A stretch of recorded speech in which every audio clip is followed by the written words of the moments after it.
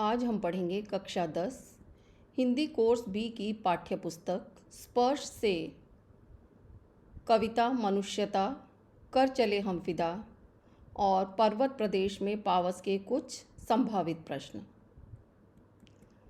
कक्षा 10 के संपूर्ण पाठ्यक्रम के नोट्स प्राप्त करने के लिए आप मेरी वेबसाइट पर विजिट कर सकते हैं। वेबसाइट है www.madhukalash.in। पहला प्रश्न है मनुष्यता कविता से। मनुष्यता कविता का क्या संदेश है?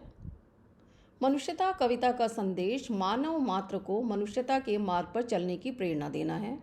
इस कविता के माध्यम से कवि ने मानवता, सद्भावना, भाईचारा, उदारता, करुणा और एकता का संदेश दिया है। कवि कहते हैं कि हर मनुष्य पूरे संसार में अपनेपन की अनुभूति करे, वह ज़रूरतमंदों के लिए बड़े से बड़ा त्याग करने से भी पीछे ना हटे, उनके लिए करुणा का भाव जगाएं और अभिमान, अधीरता और लालच का त्याग करें।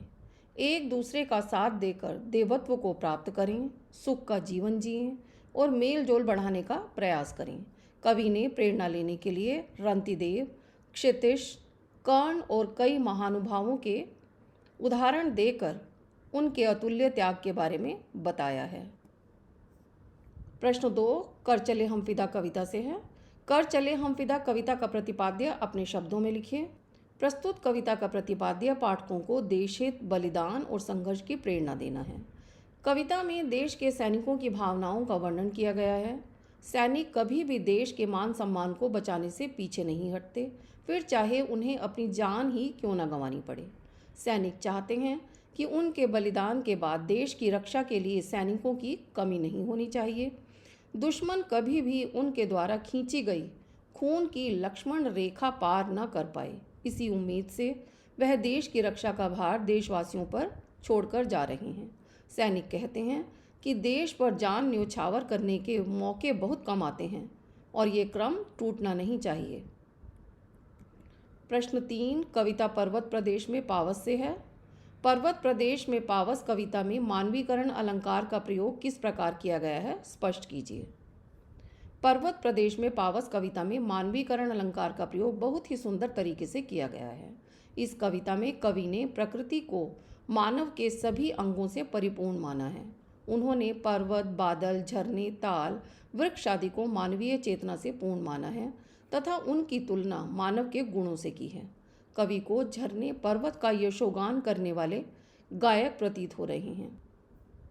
पर्वत अपनी 1000 पुष्प रूपी आँखों से अपने विशाल प्रतिबिंब को नीचे चरणों में तालाब रूपी दर्पण में निहार रहा है। झरनों से झरी पानी की बूंदें मोती की लड़ियों सी दिखाई दे रही हैं। इस प्रकार कवि ने मानवीकरण अलंकार का प्रयोग सुंदरता के साथ किया है। प्रश्न 4 पर्वत प्रदेश में पावस कविता से है।